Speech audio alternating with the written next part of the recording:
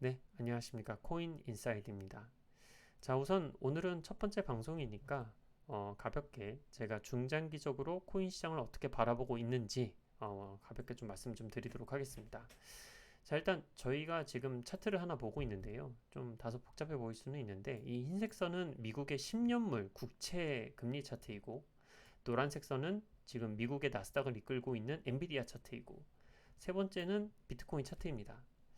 자, 만약에 이 흰색 선이 떨어지게 된다면 이제 미국이 조금씩 이제 금리 인하를 하거나 혹은 할 가능성이 높아질 때 이제 미국의 10년물 금리가 떨어진다라고 볼 수가 있겠죠. 자, 일반적으로 금리가 떨어지게 되면 사람들이 현재는 이제 두 가지 부류로 생각을 하고 있습니다.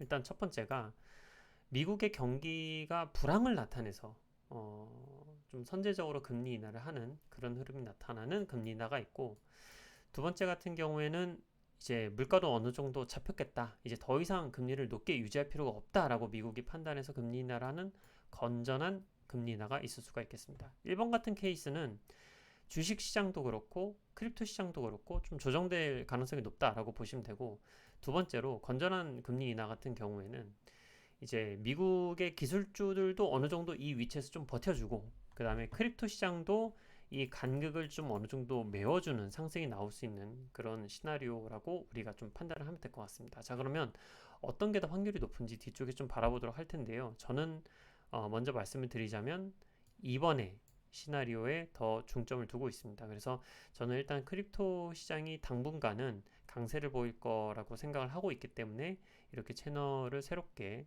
만들어서 이렇게 방송을 하게 되었습니다. 자, 다음 페이지를 좀 보시면은 NH투자증권 쪽에서 이렇게 세 가지 시나리오를 확률별로 나타냈는데요. 일단은 2차 인플레이션이 나타나면서 이제 그러니까 물가가 계속해서 올라가면서 금리가 계속 고금리가 지속될 것이다를 20%로 보고 있고, 그리고 연말 인플레이션이 3% 정도로 미국의 어느 정도 이제 기준치를 이제 만족을 시키면서 적정한 기준금리가 나올 것이다를 55%로 보고 있습니다. 실업률이 가파르게 상승하는 거, 그러니까 이제 이거는 우리가 생각보다 경기가 너무 빠르게 냉각되는 현상을 보이는 거기 때문에 이건 이제 금리 인하가 나와도 호재가 아닙니다. 이렇게 되면 이제 시장이 빠르게 하락할 가능성이 높은데, 현재 이제 전체적인 경제 지표로 봤을 때 이럴 가능성은 굉장히 낮다라고 저는 보고 있고, NH투자증권은 25% 정도로 보고 있지만 전 개인적으로 더 낮은 확률로 보고 있습니다. 그래서 저는 이 중간 시나리오가 가장 확률이 높다라고 저도 생각을 하고 있어서 이 자료를 갖고 왔고, 실제로도 그렇게 될 가능성이 높다고 전체적으로 판단을 하고 있는 것 같습니다. 자, 그 이유는 다음과 같습니다. 일단 이 그래프를 보시면 뭐냐면, 저희가 많은 사람들이 사실 생각하는 게 이 2000년 전에 있었던 닷컴 버블을 많은 사람들이 생각을 합니다. 이때 당시에도 똑같았던 게, 이때 뭐 마이크로소프트가 몇 배 올라가고 뭐 시스코를 비롯한 인터넷 버블이 나타나면서 적게는 뭐 2배, 3배, 많으면 뭐 10배, 20배 올라가는 종목들이 수두룩하게 이제 나스닥 시장에 나타났었는데, 그런 현상이 나타나다 보니까 전체적으로 이제 경제 지표도 잘 안 잡히고요. 약간 인플레이션도 좀 높게 생성이 되어서 미국 입장에서는 금리를 가파르게 내릴 수가 없는 상황이었습니다. 그러다 보니까 미국 쪽에서도 이때를 보면은 99년도 이때를 보면 이때 살짝 그래프가 꺾였잖아요. 이 제한적인 범위 내에서 기준금리를 조정을 했었던 게 1999년입니다. 현재도 약간 좀 비슷한 상황이라고 보면 될 것 같은데, 지금도 이제 경제 지표가 조금씩 뒤쪽에 이제 차트를 또 보여주겠지만 안정적으로 좀 바뀌고 있거든요. 그래서 이제 그러면 이제 사람들이 좀 더 이제 가파르게 내릴 수도 있지 않겠냐라는 기대 자체는 있지만, 예전에 이제 2000년 닷컴 버블 때와 마찬가지로 지금은 이제 AI 붐이잖아요. 그때는 이제 IT 붐이었는데, 그때와 마찬가지로 지금도 제한적인 범위 내에서 기준금리가 떨어질 수가 있다. 빠르게 되는 부분들은 너무 이제 기대가 앞선 것이다라고 이제 이야기를 하고 있는 것이죠.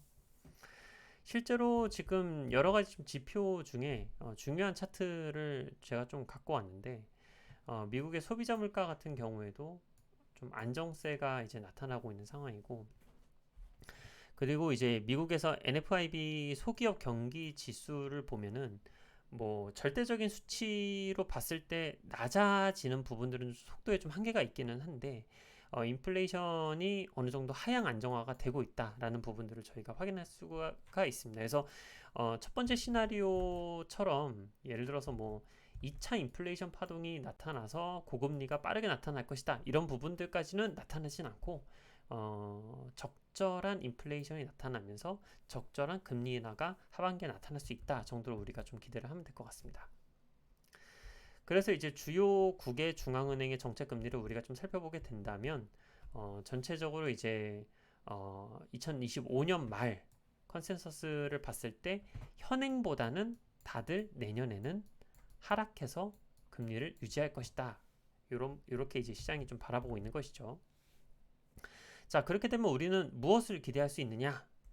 어려운 이야기를 좀 차치하고 보자면 아까 전에 말씀을 드렸던 것처럼 1999년도 닷컴 버블 직전에 이때거든요. 이때 이제 금리를 미국이 경제 지표가 빠르게 잡히지 않다 보니까 조금 천천히 내렸어요.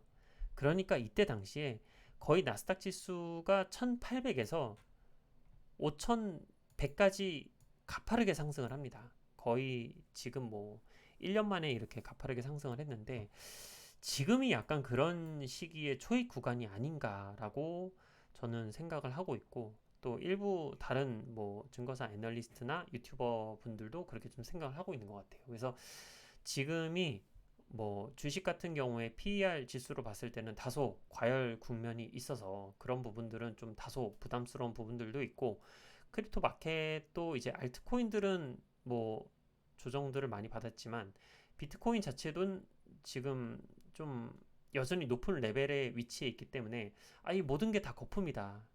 지금 너무 비싸기 때문에 모든 투자를 멈춰야 된다라는 시각들도 꽤 있기는 한데 과거에 어떤 저희가 사례를 봤을 때는 일부분은 투자를 하고 있어야 시장을 따라갈 수 있다고 저는 판단을 하고 있습니다. 다음으로 좀 넘어가자면 일단 여러 가지 이제 증거 자료들이 있는데 미국 같은 경우에는 예전에 IT 버블 붕괴 전에 마진 계좌, 그러니까 이제 저희 뭐 선물이나 옵션 같이 현물이 아니라 이제 마진 계좌들의 잔액이 가장 먼저 크게 감소를 했습니다. 이 녹색 그래프를 보면은 이 회색 S&P 500 지수가 무너지기 전에 먼저 이렇게 크게 한번 하락을 하는 그런 흐름을 보였는데요. 물론 이제 가파르게 올라온 부분도 있지만 지금 상태에서 보면은 여전히 마진 계좌 잔액이 늘어나고 있는 중이다. 이게 한번 푹 빠져야 시장의 조정이 나타날 가능성이 높은데 지금 여전히 올라가고 있기 때문에 뭐 마진 계좌 잔액적인 측면에서도 지금 전혀 부담이 없는 상태이고 이 미국 전체 VC 투자 금액 이거 이제 벤처 캐피탈의 줄임말입니다. 벤처 캐피탈 투자 금액 자체도 닷컴 버블 직전에 엄청나게 가파르게 올라가는 부분들이 있었는데 지금은 그런 흐름을 보이고 있지 않다. 그러니까 이제 뭐 기관 투자자라든지 아니면 좀 큰 돈을 움직이는 이런 쪽에서의 흐름은 굉장히 안정적으로 움직이고 있어서 뭐 시장에 충격을 줄 만큼 되게 큰 돈이 가파르게 들어와서 이 시장을 자극하고 있는 그런 흐름들은 보이고 있지 않다. 되게 건강하다. 이렇게 좀 보이고 있고.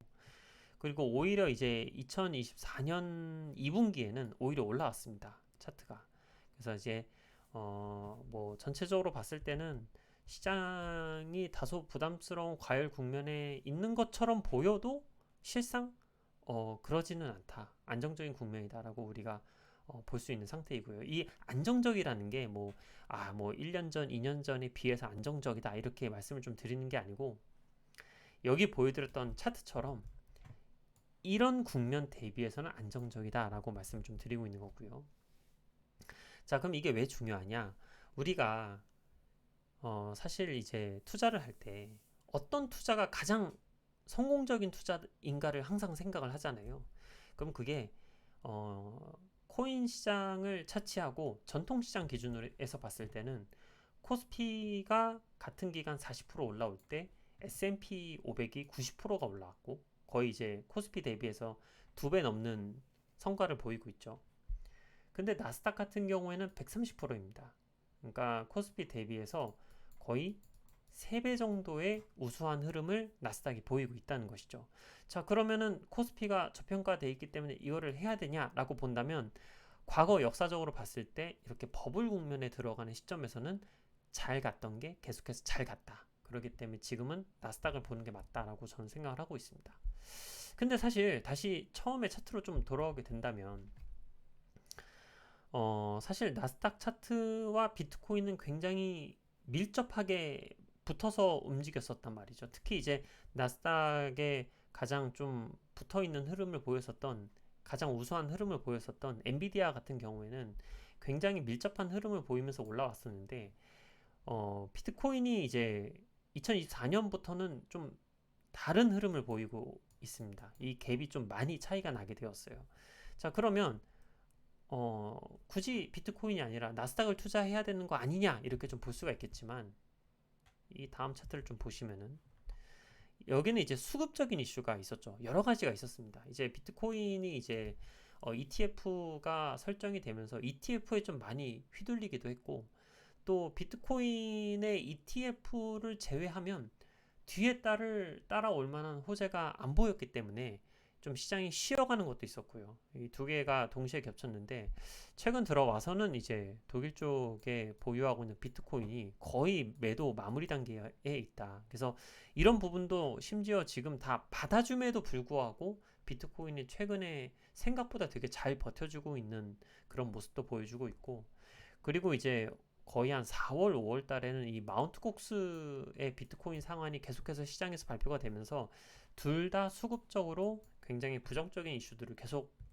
보여왔습니다. 그래서 최근 들어와서 더 좀 나스닥 대비해서 약세인 흐름을 보여주었는데, 이 NH투자증권 쪽에서 나타낸 어떤 그 차트를 보면은, 이 표를 보면은 ETF는 긍정적인 흐름을 보였지만 독일과 마운트 콕스는 계속해서 부정적인 흐름을 보여왔잖아요. 근데 이제 아마도 이건 예상인데, 만약에 이제 10월, 11월부터 FTX 쪽의 거래소에서 이제 돈이 묶여 있었던 기존 투자자들에게 돈을 돌려주게 된다면, 이제 현금으로 주니까, 그러면 이제 다시 디지털 시장 쪽에 좀 전체적으로 강한 매수세가 들어올 수 있다.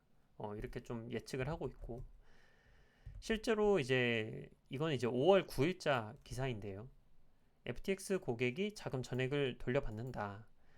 물론 이제 뭐 조금 더 지켜봐야 알겠지만 시장에서는 좀 그렇게 확신을 하고 있는 단계로 보이고 있습니다. 일단 이 부분은 제가 좀 더 지켜볼게요. 보유자산 최소 145억 달러. 이 부분들이 이제 전체적으로 고객한테 뿌려지게 된다면 한국 돈으로 이제 거의 한 17조, 18조 원의 이제 투자금이 다시 풀리게 되고, 그러면 그 투자금이 만약에 예금으로 갈 것이냐 아니면 뭐 주식시장으로 갈 것이냐라고 본다면 확률적으로 크립토계로 다시 돌아올 가능성이 높다. 왜냐하면 지금 올해 뭐 작년 하반기나 상반기 대비해서 알트코인이 상당히 많이 조정을 받아 있는 상태이기 때문에 이렇게 수급적으로 흘러오게 된다면 시장에 좀 꽤 좋은 상방으로 충격을 줄 수 있는 굉장히 좋은 이벤트가 될 수 있는 상황이다라고 보고 있습니다. 그리고 또 하나 호재가 있죠. 이제 트럼프 관련된 이슈가 이제 오늘 아침에 또 있었습니다. 그래서 트럼프 대통령의 어떤 좀 보수를 집결할 수 있는 그런 흐름, 그런 뉴스가 나왔기 때문에 베팅 사이트에서도 아침에 어떤 이슈 있었던 그 이후에 당선 확률이 바로 70%까지 올라가는 그런 흐름을 보여주었습니다. 그래서 블룸버그에서도 트럼프 대통령이 이제 대선에서 승리할 가능성이 높아졌다라는 추측이 나오는데, 그럼 트럼프 대통령이랑 크립토랑 무슨 상관이냐라고 보게 된다면, 이제 조만간 비트코인 2024 그 연설을 하는 자리가 있는데, 여기 이제 트럼프 대통령이 메인으로 이제 연설을 하게 됩니다. 굉장히 크립토 쪽에 굉장히 친근한 인물이면서 이쪽을 굉장히 좀 많이 밀어주는 그런 이제 대통령 후보이기 때문에, 만약에 당선이 되게 된다면 이제 뒤쪽에 나올 이더리움 ETF 말고도 다른 ETF들도 나올 수 있게 되고, 그렇게 되면 전체적으로 이제 알트코인 시장이 상당히 많이 조정을 받은 이 시점에서 올해 하반기부터는 굉장히 좀 긍정적인 흐름이 나올 수도 있지 않냐라고 저는 생각을 좀 하고 있습니다.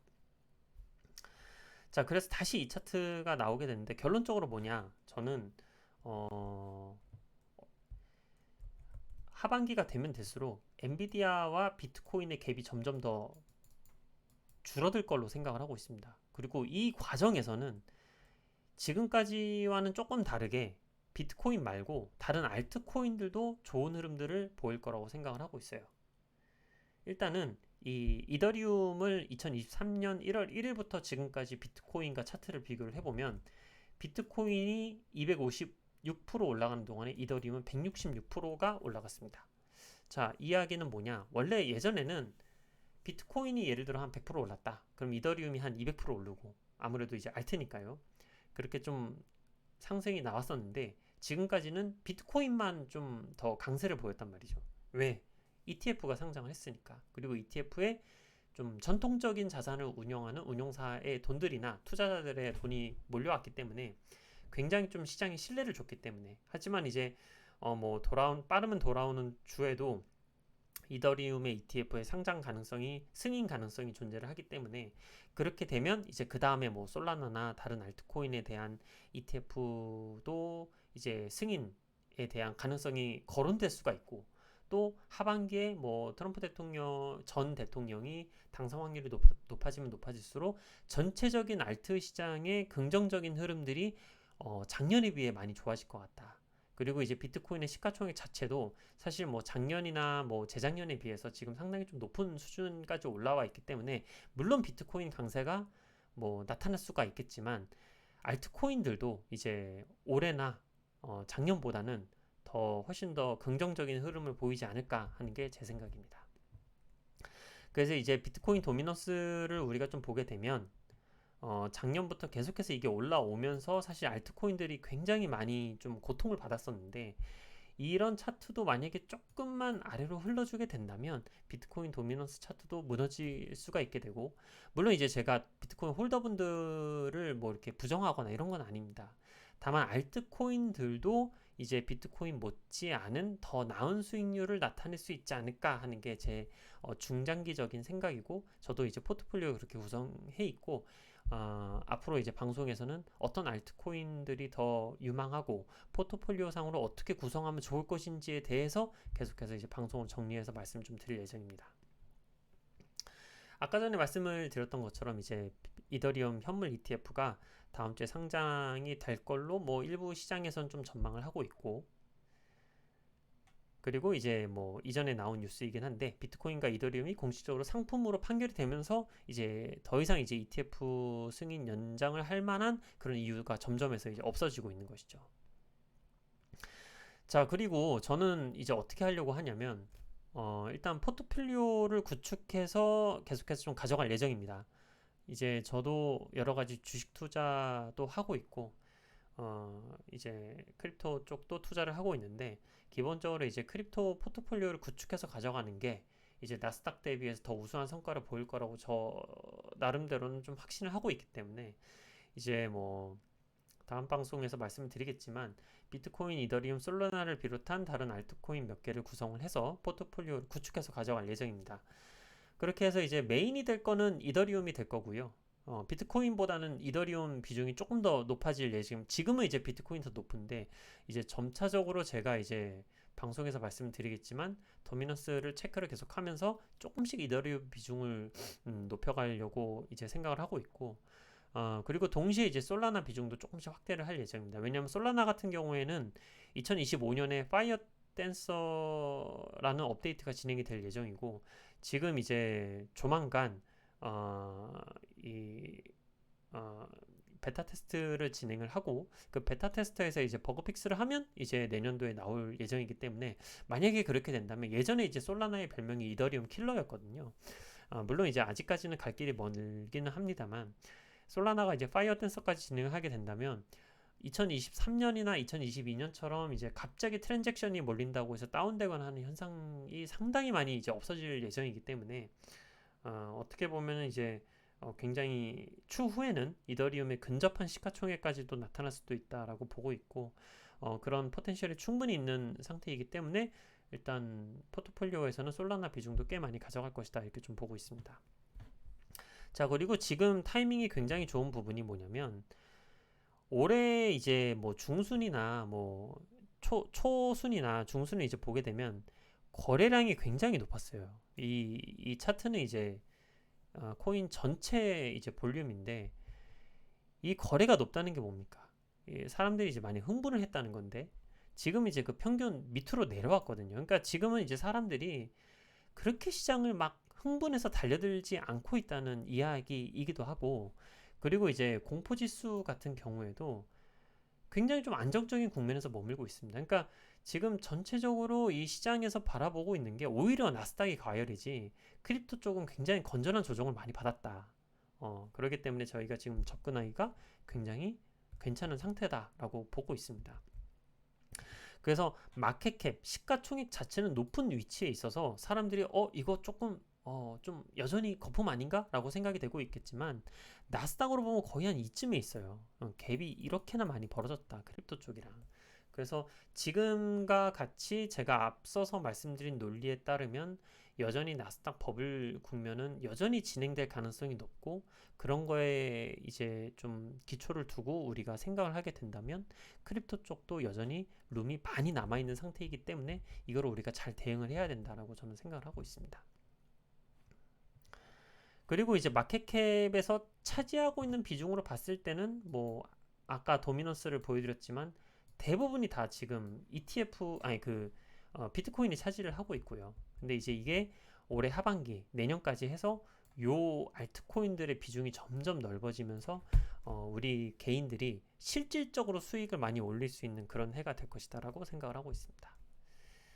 자, 여기까지 좀 제 생각을 간단하게 좀 정리를 해드렸고 핵심 포인트는 뭐냐면 일단은 이더리움 솔라나를 메인 핵심 축으로 잡고 이제 그 위에 뭐 주피터라든지 뭐 다른 일부 알트코인들을 적절하게 섞어서 시장 리스크 관리를 충분히 하면서 진행을 하면 일반적인 주식 펀드보다는 훨씬 더 긍정적인 흐름들을 나타낼 수 있지 않겠냐라는 게 제 생각이고 제 포트폴리오는 이제 다음 방송에서 말씀을 바로 드리겠지만 뭐 바이낸스 쪽에 제 포트폴리오를 실시간으로 볼 수 있는 링크를 달아둘 겁니다. 그래서 그 포트폴리오를 갖고 이제 참고하셔가지고 따라오시면 될 것 같고 뭐 아마 회원가입 안 해도 다 볼 수 있을 거예요. 그래서 이제 그렇게 하면서 저랑 같이 다가오는 2025년, 2024년 하반기에 불장을 좀 맞이하면 어떨까 싶습니다. 그렇게 참고를 좀 부탁드리고 포트폴리오 구축은 이제 오늘 내일 바로 진행을 할 예정이고 사실 다 돼 있습니다. 지금 다 돼 있는데 조금 더 다듬어서 바로 좀 공개를 해드리도록 할 테니까 저랑 같이 하실 분들이 계시다면 채널을 이제 구독해 주시고 좋아요도 눌러주시면 감사하겠습니다. 자, 그러면 최대한 빨리 돌아오도록 하겠고요. 방송을 봐주셔서 감사합니다. 감사합니다.